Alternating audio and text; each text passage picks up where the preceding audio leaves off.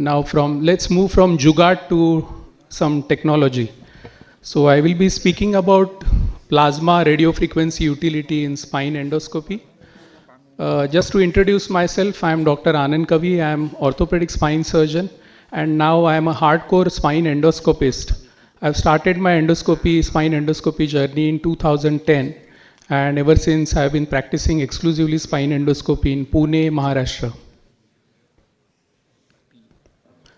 So friends, these are the types of energy sources what we use in surgery, out of which laser and radio frequency are of particular importance because these are widely used in nowadays spine endoscopies, which are done under irrigation fluid.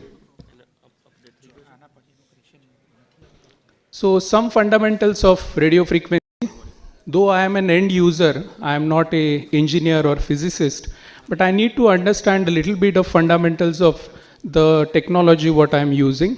So what radio frequency does is it converts the electromagnetic energy into the kinetic energy, where the molecules inside the cell where we apply it, they vibrate and they create a thermal energy, and that conversion of electromagnetic energy into thermal energy is used to create a combination of effects, whether it is vaporization, desiccation, coagulation, or fulguration. So in our surgical words, this is what we use to get ablation or coagulation.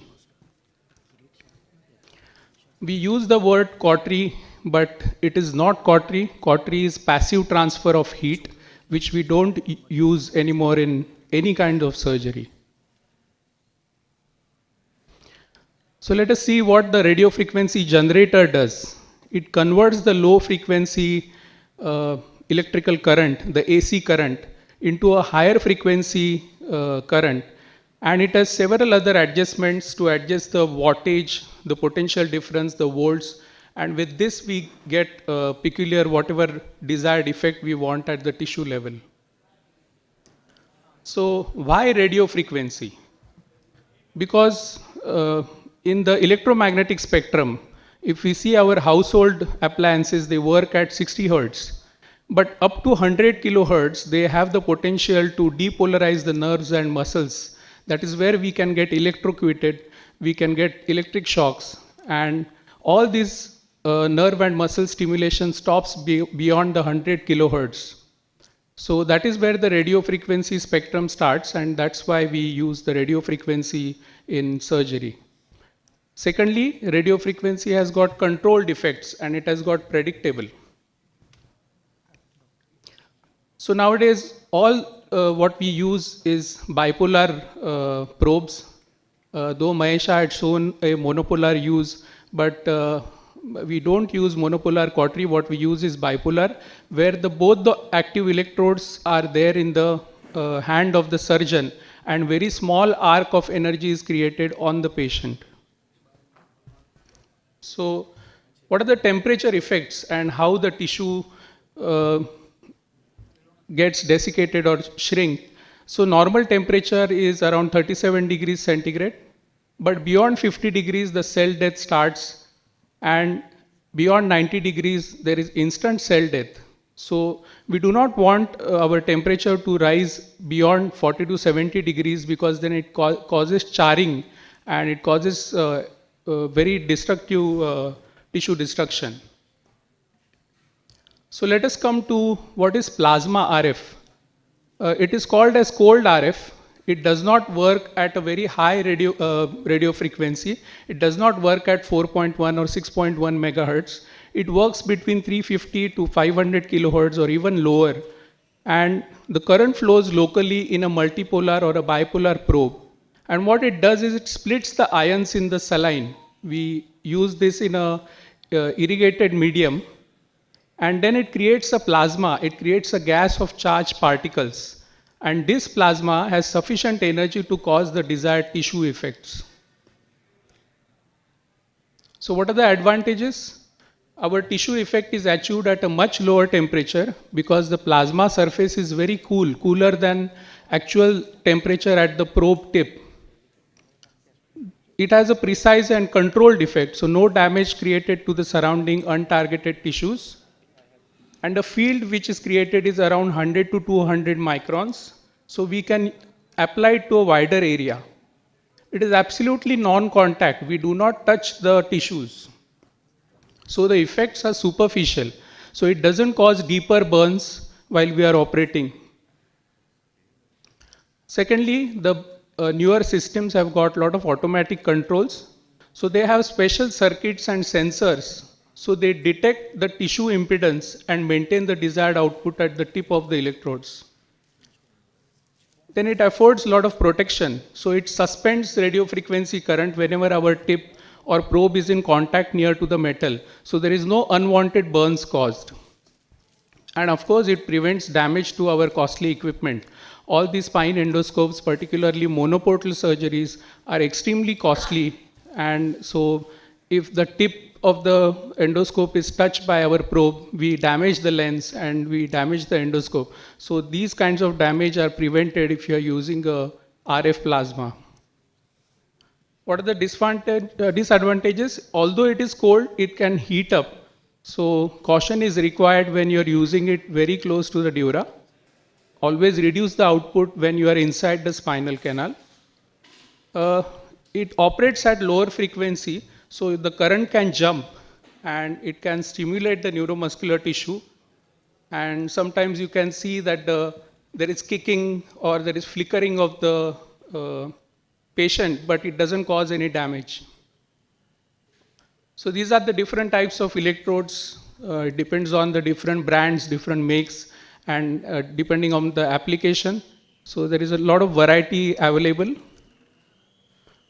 Though these are marketed as single use, we can use them at least 5 to 10 times by sterilizing them using a ETO. Some advice of caution: RF devices can cause interference with other electrical circuits and mini circuit devices. So it has to be avoided in patients with implanted devices, particularly pacemakers, which have been done in olden times. Then always check the equipment and connecting cables for insulation defects, and always put the power plug in an earthed power source, otherwise it can cause damage to your other electrical equipment.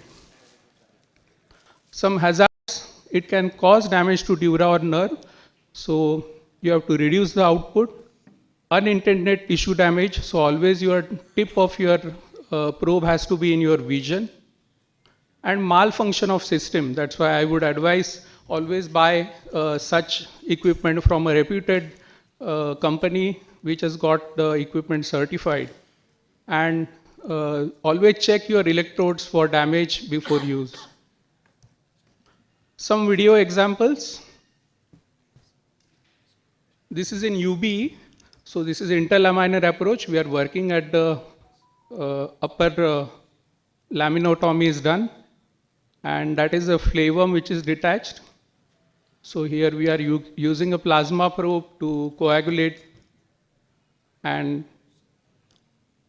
you can also use the same probe to dissect the flavum while you are coagulating the tissues. So you can see how a bloodless field we can get.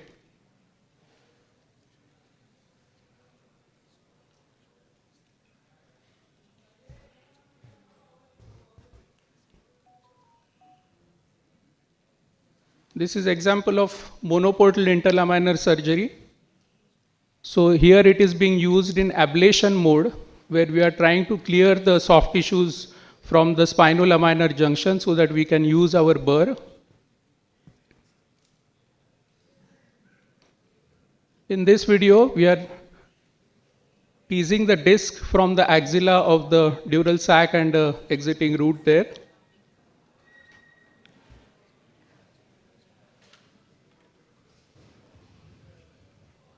So once you have done it, you can utilize the plasma probe to do an annuloplasty and shrink the bulged annulus as well as the defect, so that it prevents further relapse and irritation of your dural sac.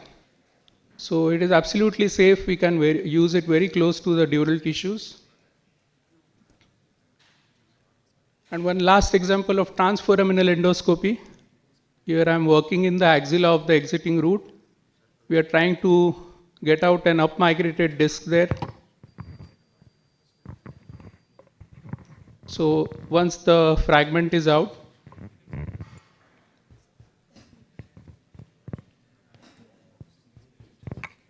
so this is how you can get a good hemostasis.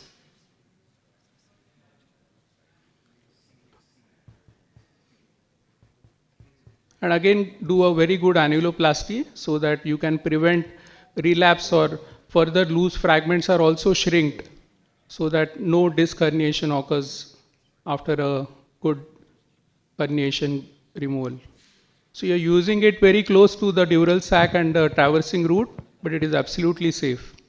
So in conclusion, it reduces the surgeon struggle, it reduces the time of the surgery, it reduces soft tissue destruction, so it improves your results and definitely it improves your returns as well. So thank you very much.